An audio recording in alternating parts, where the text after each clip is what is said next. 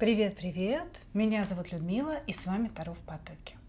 Дорогие друзья, хочу поприветствовать вас из солнечного Кыргызстана, из города Бишкек, из столицы этого прекрасного государства.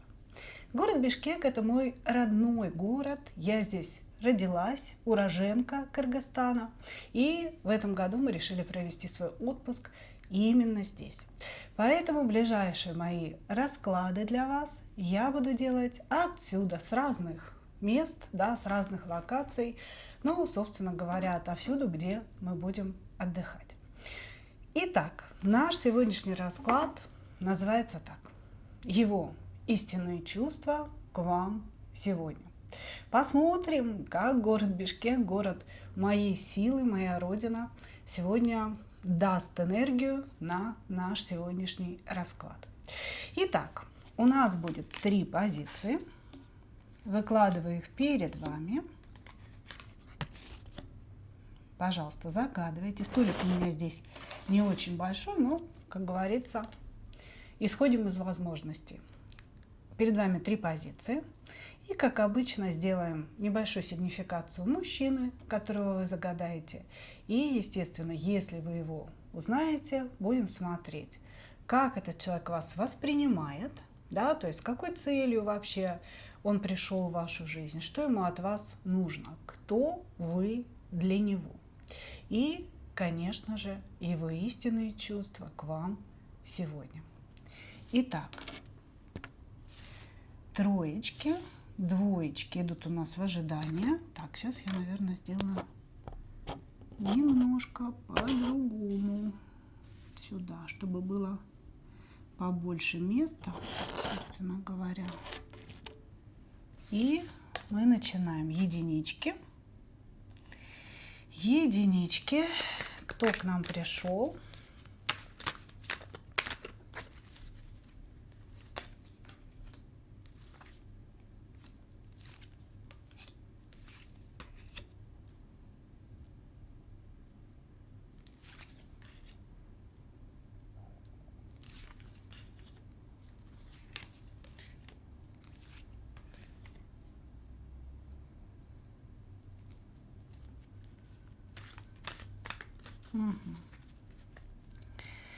Так, ну вот смотрите, здесь мужчина такого манипулятивного склада. Это человек, который никогда не открывается полностью.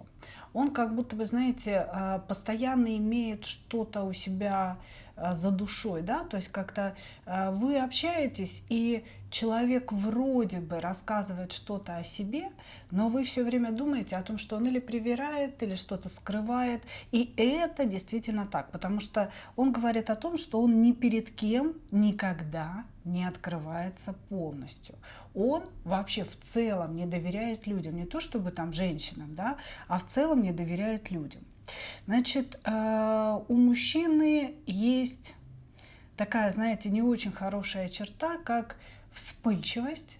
И когда он загорается, да, ну то есть что-то ему не нравится, он обиделся, и он сразу выходит в такое состояние агрессии.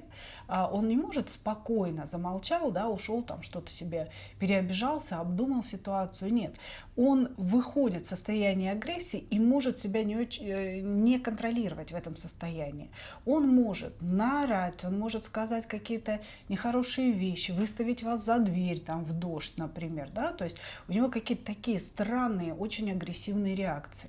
А потом он сам об этом очень сильно жалеет и может извиняться, говорить о том, что, ну, блин, так получилось, да, я себя не контролировала и так далее. Но вот у него это на каком-то таком, знаете, очень глубинном уровне происходит. Он реально себя не контролирует.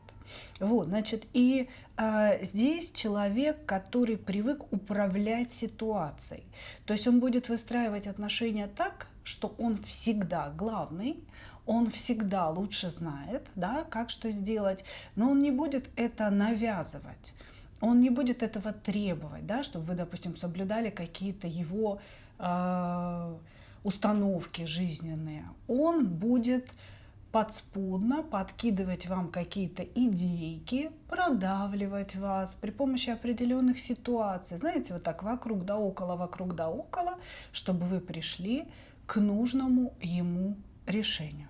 Вот, значит, сейчас человек как будто бы отходит от сложного расставания. Быть может, это касается вас. Он говорит о том, что был выход из отношений, и для него это было действительно тяжело, этот выход. Он очень много страдал, ждал женщину некую, да, ждал ее возвращения, ждал какого-то счастья, связанного с ней. Но из-за того, что эта женщина, ну, то ли не вернулась, да, то есть вот как-то я не вижу здесь разрешения ситуации. Он сейчас, у него внутри это страдание перегорело, и он как бы выходит уже из вот этих вот, знаете, плачевных каких-то состояний своего сердца. Посмотрим, да, касается ли это вас или нет. То есть как вы могли расстаться, да, и долго-долго молчите, и он нам говорит о том, что он уже, собственно, ушел. Так и другая женщина могла с ним расстаться, и он пережил это тяжелое расставание. И сейчас готов к новым отношениям, например. Давайте посмотрим, как он вас видит, кто вы для этого человека.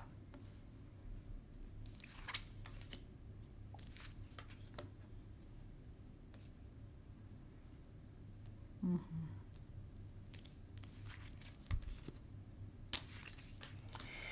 Да нет, это как раз вы та самая женщина, от которой мы по 8 кубков учапали, любя.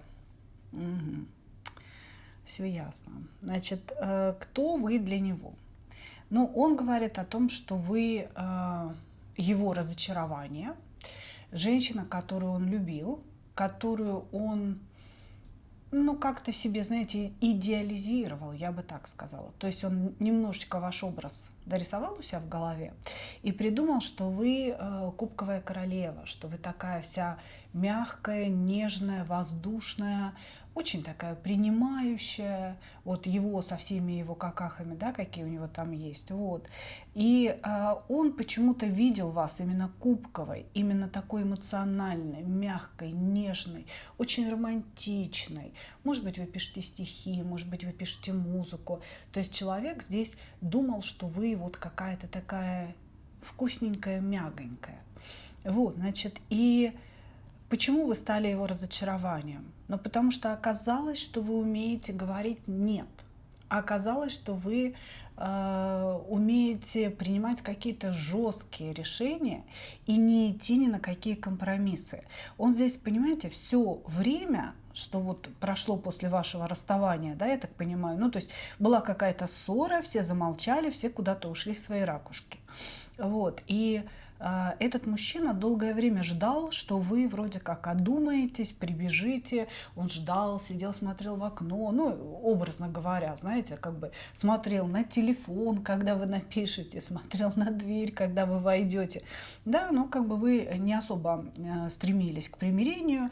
Видимо, вы считаете, что правы вы, да, а он считает не то, чтобы он прав, а то, что вы, как женщина, должны были быть мягче и должны были сделать какой-то первый шаг к этому примирению или к своему возвращению в эти отношения. Вот так он считает.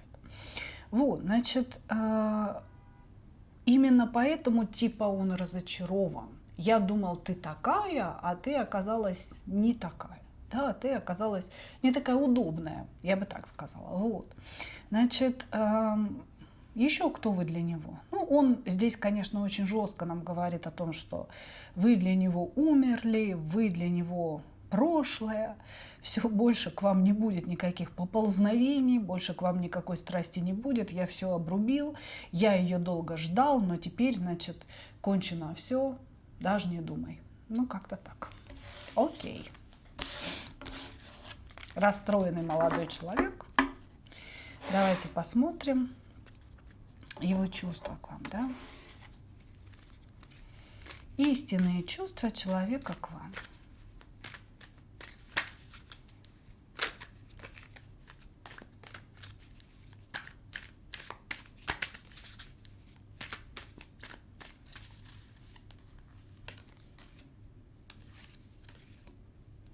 Я жертва ее манипуляций.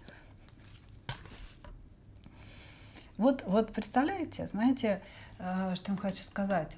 Чем более манипулятивен сам человек, чем больше он манипулирует своим партнером, да, пытается его как-то продавить свои интересы, да, тем больше он проецирует вот эти свои какие-то поведенческие, да, вещи на своего партнера. То есть он считает, что это вы им манипулируете, страшная женщина, и я стал ее жертвой, он говорит.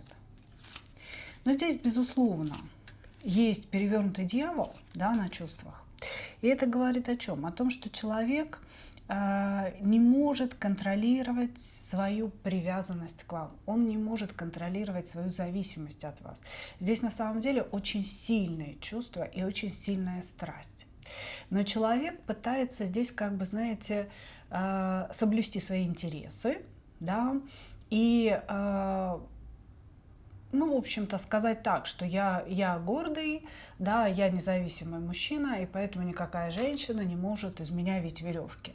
Но на самом деле, по дьяволу, да, здесь очень сильная зависимость, это эмоциональная зависимость, сексуальная зависимость от вас. Здесь идут постоянные мысли, которые, вы знаете, они всегда с эмоциями, эти мысли. Это не просто мысли, я вспомнила о человеке, да, я подумала о ней, и она там вот, что она там сейчас делает. Нет, это всегда какая-то эмоция, идущая снизу, да. Ох, я не вспомнил, как же я ее хочу. Ох, я не вспомнил, как же я на нее зол, да, что она мне не звонит, не пишет и так далее. Вот, здесь, конечно же, есть эмоции в вашу сторону, есть чувства, но он с ними борется. Очень сильная привязанность, очень сильная сексуальная зависимость от вас. Если между вами не было сексуальных отношений, то это безумное желание, чтобы они были, понимаете? То есть он действительно очень хочет вас как женщину. Вот. И он считает, что он стал вашей жертвой, что вот он так все правильно делал, правильно мечтал, правильно выстраивал отношения. Но вы, собственно говоря, из-за своего жесткого характера, неожиданно появившегося из-за угла, да, вы все испортили. Вот что он говорит. Типа того, что я очень ее хочу, я очень от нее зависим, я хотел бы быть с ней в отношениях, я хотел бы все вернуть, я хотел бы, чтобы все стало как раньше. Вот когда-то раньше у вас было все хорошо, да? Вот, но я очень гордый, я очень независимый, и я борюсь с собой. Я верю, что у меня впереди еще будет, ну, что-то другое, да, там, что-то новое. Вот, и поэтому типа того, что я смотрю уже вперед. Я не хочу смотреть назад. Вот, чувство, безусловно, у этого человека есть. Сидит целыми днями, он вас выслеживает. Он целыми днями где-то в интернете ищет информацию о вас, может быть, ищет ваши фотографии какие-то, может быть, хочет узнать, как вы живете без него. Ну вот каким-то таким образом поиска в интернете он пытается нарыть о вас хоть какую-то информацию. Вы, безусловно, у этого человека сидите прям в самой глубине его сердца, но он пытается с этим бороться. И вот на поверхности, да, он постоянно себя уговаривает, что справедливо будет к вам не возвращаться, справедливо будет вас наказать за вашу жесткость, за ваше поведение, да, неповиновение какое-то. И поэтому как бы он будет бороться со своими чувствами. Ну вот как-то так. Благодарю вас, единички. Двигаемся дальше. Двигаемся дальше.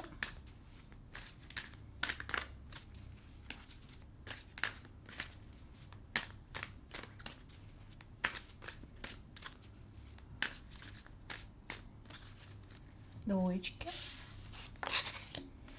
Угу. Пришел кто-то очень влюбленный.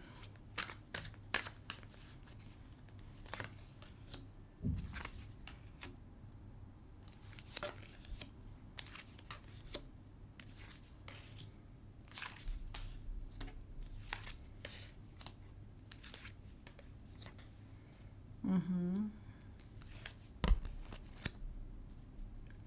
Ваши отношения какие-то запретные, понимаете? Здесь человек пытается сдержать свою любовь, сдержать свои эмоции в сторону некой женщины. Ну и, скорее всего, здесь у вас, да, потому что смотрим в вашем канале, и идет вот эта информация, что я в ее сторону не должен проявляться, я должен как-то держать себя в руках.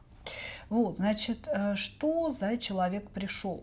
Здесь говорится о том, что половина своей жизни, то есть здесь мужчина достаточно зрелый по возрасту, да, ну, как минимум там 38-40 лет и выше.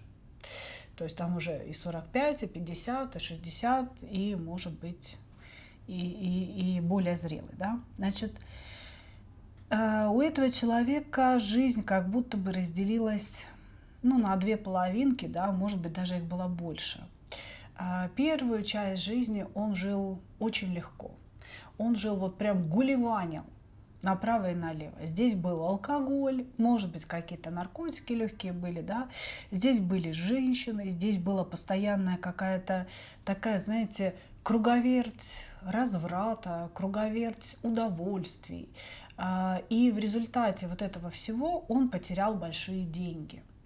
То есть он остался ни с чем в результате своей жизни. То ли его обманули, то ли его какая-то женщина кинула на деньги, да, может быть, он не очень удачно там женился или неудачно переписал какую-то недвижимость. Вот, здесь была некая ситуация, где он, живя на широкую ногу, пользуясь вот всеми, знаете, вот этими вкусностями жизни, он переборщил, он потерял разум, да, потерял нить управления своей реальностью и остался без денег. Мало того, что еще и в долгах. В долгах, значит, и вот после этой ситуации жизненная, она была растянута во времени.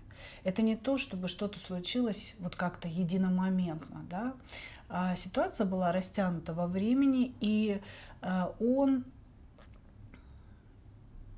проходил какие-то свои осознания, наверное, так можно сказать. Он пришел к осознанию того, что та жизнь, несмотря на все свои удовольствия, да, что та жизнь, она не принесла ему какого-то такого реального вдохновения, что ли, да, как бы жизнью, не принесла ему никакого реального счастья. То есть у него здесь произошло очень четкое переосмысление, четкое осознание того, что та жизнь была неправильной, короче говоря, что это была потеря времени, это была потеря жизни как таковой. Короче говоря, он здесь долго-долго думал и надумал, что теперь нужно начинать все сначала. То есть жизнь разделилась на до и после. Нужно начинать все сначала, но дороги в деньги у него на сегодняшний момент почему-то закрыты. Может быть, человек переехал в другую страну. Может быть, человек, вот он все потерял, да, и теперь он просто не знает, чем ему заниматься, он не знает, как ему зарабатывать. Для мужчины очень важно все-таки, да, это мы, девочки, там все такие про любовь, про деторождение, про семью и так далее, да, а мужчины это все-таки люди, которые должны зарабатывать, должны достигать, должны что-то из себя представлять. Вот. И он сейчас паникует немножко, да, немножко в таком состоянии растерянности, что у него есть привычка тратить много денег, у него есть привычка быть богатым человеком, да, состоятельным, а возможности сейчас таковой нет. Может быть, еще поэтому он сдерживает какие-то эмоции в вашу сторону, понимаете? Хорошо. Давайте смотреть, кто вы для этого мужчины, кто вы для него.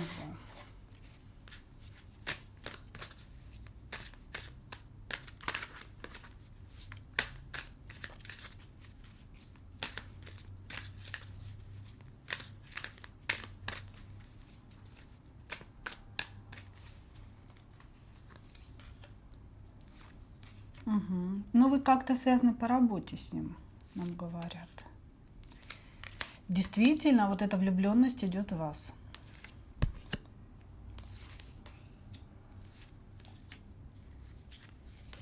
Здесь все из-за денег. Нечего ему вам предложить.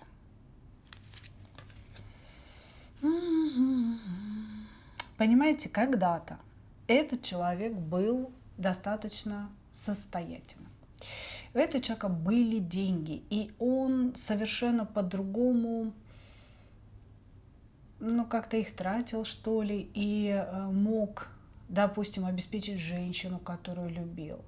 Он дарил ей шикарные подарки, они ездили отдыхать на хорошие курорты, цветы и все остальное. А сейчас денег настолько мало, да, что он не может вам обеспечить такой уровень жизни, вот так вот можно сказать, понимаете? Вот, значит, он говорит, что вы связаны по работе, то ли вы вместе сейчас работаете, то ли когда-то работали вместе, да, то есть коллеги, что-то вас такое объединяло. И он говорит, что вы именно та женщина, в которую он влюблен, но которой он не может в полной мере выразить свою любовь. При этом он говорит, влюблен по двойке кубков, то есть он видит с вашей стороны тоже определенную отдачу. Он говорит, что вы тоже к нему относитесь с любовью, ну, во всяком случае, с какой-то симпатией, да. Вот. Он говорит о том, что вы та женщина, с которой он на сегодня не может быть, да, потому что у него есть ограничения без ограничений. Я не знаю, что имеется в виду. Или ограничения, связанные с деньгами, да, что вроде как, почему вот именно такая фраза идет, да, ограничения без ограничений. Вроде как деньги можно заработать, но пока я не могу этого сделать и не знаю как, да, поэтому сейчас я ограничен в средствах, хотя в целом мог бы быть не ограничен, да. Или же здесь по влюбленным, может быть, есть еще некий третий вариант, да, то есть человек полуразведен, знаете, там уехал от жены, 10 лет с ней не живет, а фактически в документах не прописал этого момента. Или же вот ребенок, да, идет какая-то интересная информация. Или же этот мужчина может быть разведенным, но, например, он сам воспитывает ребенка, детей, и поэтому он думает, кому я нужен, да, с таким вот грузом за плечами. То здесь вот какая-то такая история, понимаете, ограничения без ограничений. Вот, значит, кто еще вы для него? Но здесь все сконцентрировано на деньгах. Из разряда «да, я влюблен», из разряда «да, я очень хотел бы с ней отношения, она мне подходит», но лучше ничего не начинать, потому что на сегодняшний момент я не могу создать для нее счастье, да, я не могу дать ей ту жизнь, которую она заслужила. Вот так.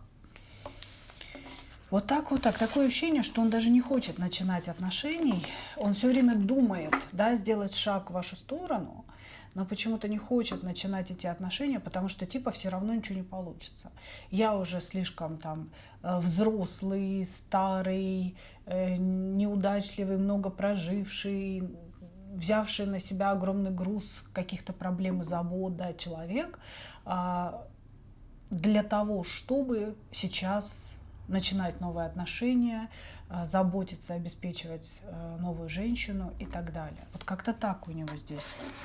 Хорошо, чувства. Истинные чувства к вам.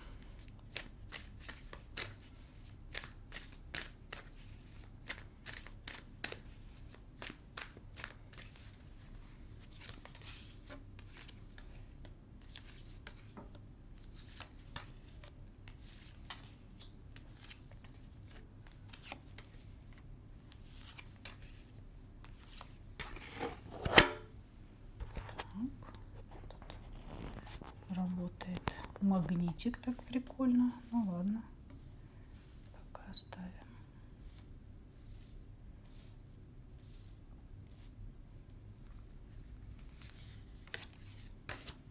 Угу. Интересно. Интересно, девки пляшут. Так. Так, ну он влюблен.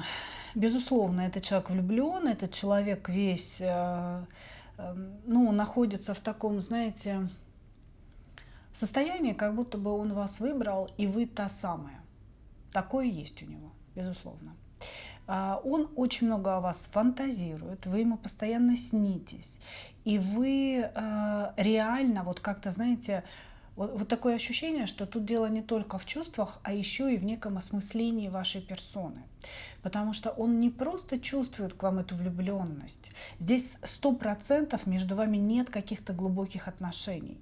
Или вы реально коллеги, которые, знаете, вот тянутся друг к другу.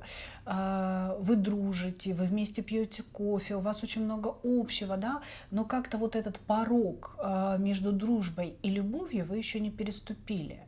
Вот что-то такое здесь идет, понимаете? Потому что его влюбленность — это влюбленность по рыцарю кубков. Это не глубокая карта, это карта привязанности, и скорее это даже желание понравиться женщине, да, это желание показать ей свои положительные стороны. Вот, значит, очень много иллюзий, очень много фантазий. И дальше идет, вот знаете, как будто бы человек думает о вас, да, и вас оценивает. Вот как взрослый уже, знаете, не как мальчуган, а взрослый мужчина, который оценивает ваши качества. Допустим, она прекрасно готовит, она очень заботливая, она внимательный слушатель, она как-то ко мне относится с добротой, пониманием и вот пытается быть для меня психологом, да, она сексуальная, она еще какая-то, то есть вот он как будто бы, знаете, исходя из своих чувств, да, то есть здесь появилась влюбленность, но она не глупая юношеская влюбленность, а уже такая осмысленная. То есть он сразу начинает думать, подходите ли вы для серьезных отношений или нет.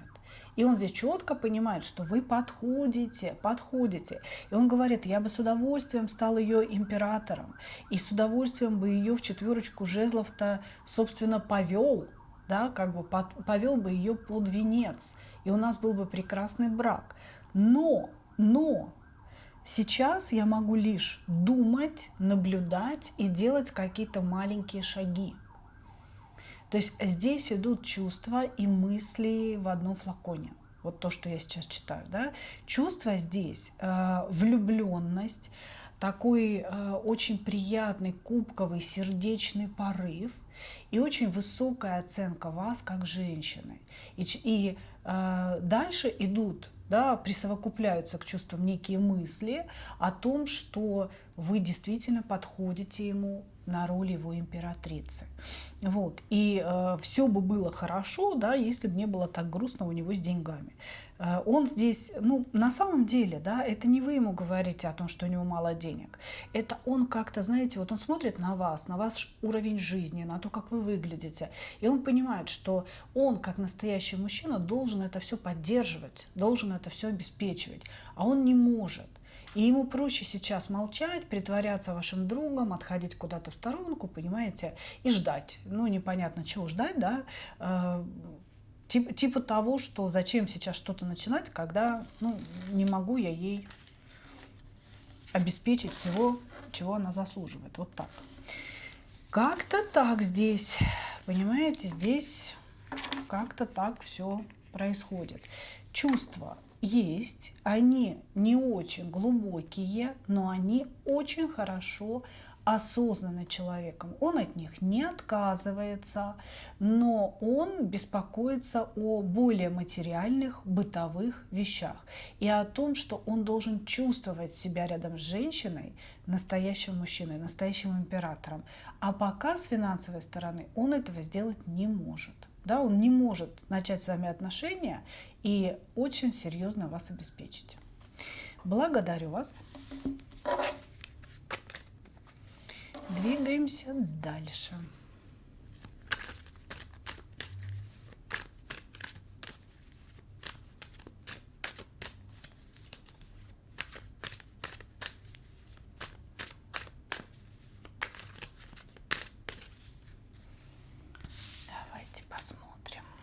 кто к нам пришел? Прекрасно. Целая жезловая королева в мужчине, да? Ну, на самом деле жезловая королева на мужчину это не есть хорошо. Это говорит о том, что перед нами такая гуляка, да? Мужчина гуляка, который совершенно разнузданно ведет себя в сексе, он считает себя крайне раскрепощенным человеком. Человек, который считает, что у него должно быть очень много женщин, потому что мужчины все полигамные, да, люди. Вот, значит, и, ну, соответственно, он и до вас погулял хорошо, и на вас, собственно, не остановится. Это вот прям четко. Человек, который считает себя просто супер гениальным любовником, очень сексуальным, даже если он маленький, лысенький, непонятный какой, да, вот он считает, что просто бог секса. Он бог секса. Здесь вот по-другому не скажешь. Поэтому женщин всегда должно быть много, они должны быть какими-то пачками представлены в его жизни, да, и, собственно говоря, он будет кайфовать, он будет вот это вот свое, значит, энергию, подаренную ему Господом Богом, распространять. Вот, значит, сейчас грустит, сейчас в отшельнике грустит. Здесь очень такой токсичный отшельник у него. Этот человек, он любит наказывать молчанием, он любит наказывать выходом из отношений, хлопанием дверей и так далее, блокировками, стиранием чатов, да, в Телеграме и так далее. Вот, то есть здесь мужчина, который... Ну вот он так себя ведет, я бы сказала, да, по-женски, по-женски.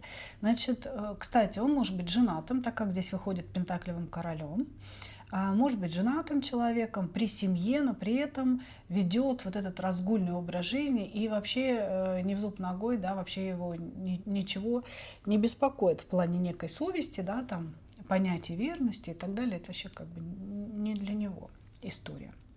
Вот, значит... Знаете, как он себя преподносит? Он себя преподносит как подарок. Он все время говорит о том, что вам жутко повезло, что вы его встретили. Не то, что вы вообще встретились, да, а что вы встретили его, вот этого персонажа. Да? Он говорит о том, что он может дать вот прям, я не знаю, луну и солнце, и все на свете женщине может на ладошке принести. Как будто бы, знаете, все время кормит обещаниями. Обещаниями того, какой он может быть. Что с финансовой точки зрения я могу тебе дать вот это, я очень люблю дарить дорогие подарки, да, но ты должна заслужить. Я очень люблю вывозить своих женщин на дорогие курорты, но ты должна заслужить. И вот это вот звучит все время, понимаете, что вы что-то должны заслуживать у него. И это звучит не только с вами, а со всеми остальными женщинами, потому что иначе как бы он, да, мог такой гарем себе создать. Вот, значит, женщин здесь на сегодняшний момент уже, кроме вас, может быть двое, плюс еще может быть жена, да, но жену он как-то как женщину не воспринимает, он ее воспринимает как мать своих детей. Если он сейчас не женат, то он был женат однозначно, у него дети однозначно есть. Вот. То есть это для него какой-то, знаете, такой жизненный атрибут. То есть должна быть жена, дети, семья, и вот тогда я считаюсь таким вот как бы полноценным мужиком.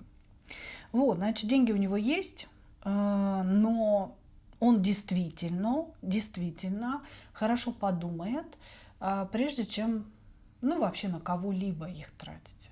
Не только на вас, да, вообще на кого-либо. Он может быть и достаточно щедрым, если захочет, но по большому счету он щедр только когда завоевывает женщину. То есть вот ему надо женщину завоевать, он щедрый. А если он потерял к ней интерес, то все, денежки течь к ней в руки перестают. Хорошо. Давайте посмотрим с вами, кто вы для этого мужчины. Так, мальчику поправлю.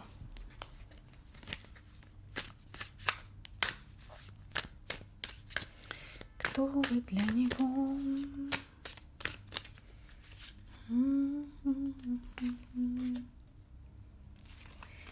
Так, кто кто вы для него.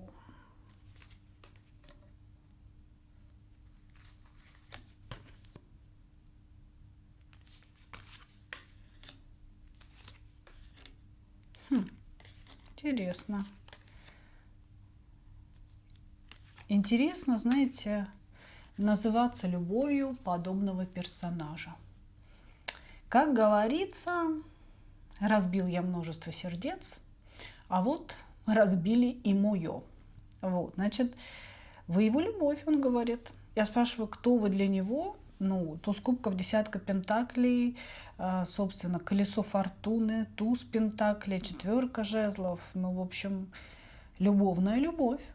Вы для него любовная любовь. Вы для него женщина, которую он любит. Он говорит о том, что вы уникальная, единственная, та самая непревзойденная женщина, которую он смог полюбить, несмотря на обилие всех других. Как-то так. Значит, он говорит о том, что вы его уникальный шанс. На чего шанс-то? Шанс на то, чтобы любовь была настоящей, как-то так.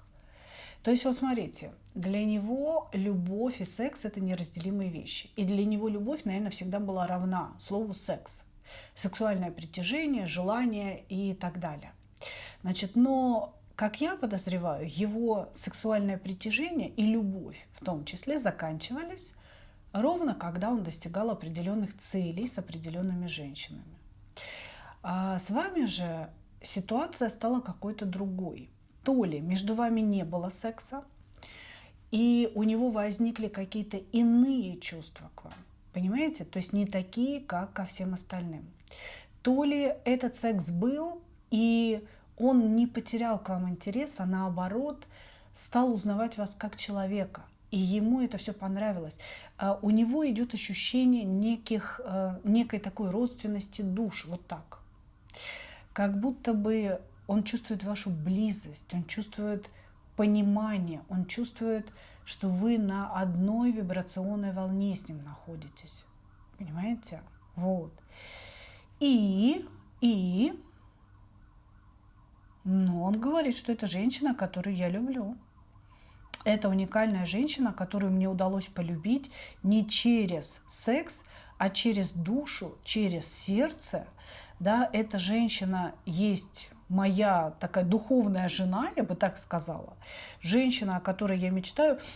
Почему? Вот смотрите, здесь все-таки идут карты такого расстояния и какого-то скучания по вам, страдания по вам этого человека. Поэтому я предположу, что вы все-таки с ним как-то не совсем вместе. Да? Вы можете встречаться, но вы точно вместе не живете с этим человеком. Вот. Даже если у него нет жены. Потому что вот он как-то, знаете, типа я скучаю по ней, я страдаю по ней, она же моя роднулечка, она же моя родственная душа, она меня так хорошо понимает, и я ее понимаю, я ее чувствую, я ее слышу. Но вот как будто бы это немножко на расстоянии происходит, понимаете? Ну, короче, здесь такая вот прям любовная любовь, кровь из зубов. Хорошо, давайте посмотрим. Посмотрим, как он вас любит, да? Тогда уже. Раз нам уже сказали, что вы его любовь.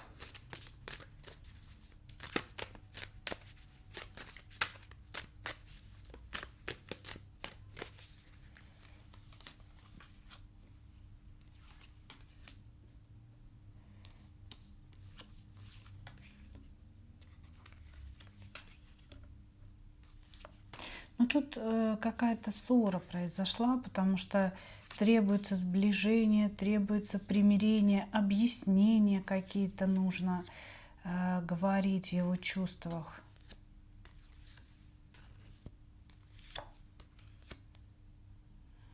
Вы слишком, говорит, заморачиваетесь, вы слишком все запутываете. Я бы сказала, знаете, здесь нам не истинные чувства показывают. Здесь нам показывают его сегодняшние чувства в вашу сторону и сегодняшние желания. Значит, а он говорит нам о том, что, скорее всего, между вами произошла ссора. да, потому что он говорит о том, что вы вспыхнули, вы как-то были возбуждены, недовольны, и как будто бы вы, ну, то ли не захотели больше общаться, то ли вы его заблокировали, что-то такое произошло, и он сейчас думает о том, как ему восстанавливать эти отношения, и как ему снова вам понравиться, и как ему снова, вот, значит, проникнуть вам под кожу. Вот, он, значит, смотрите, в чувствах, в его чувствах, первое, немного ранее было очень много уверенности в том, что он вам нужен. То есть он говорит, я был уверен, что я ей нужен, что она влюблена, что она никуда от меня не денется никогда. Я был уверен, что мы с ней кармические партнеры, мы с ней виделись в прошлых жизнях, я это чувствовал, и, значит, наши сердца бились с ней в унисон. Но произошло нечто, он не говорит, чего тут произошло-то, да? Он говорит, произошло нечто, она вспыхнула как огонь, вы можете быть огненного знака зодиака, да, и чего-то там не захотела, разорвала отношения, ушла, замолчала, заблокировала, что-то такое сделала, с вашей стороны это было. И теперь я озадачен тем, как мне ее вернуть, как, значит, пролезть ей под кожу, стать мягким, стать навязчивым, каким я должен стать для того, чтобы вот к ней как-то подмазаться. Вот. Также он говорит о том, что всегда ему было легко общаться с женщинами, он женщин чувствовал, да, каким-то внутренним чутьем, значит, а вот с вами не получается, потому что вы все очень усложняете. Он говорит, она усложняет какие-то простые вещи. Почему она усложняет? Она чувствует себя слишком уверенно. Она знает, что она звезда, она знает, что она классная, она знает, что она самая красивая, самая умная и т.д. и т.п. И, короче говоря, ее здесь не пробьешь.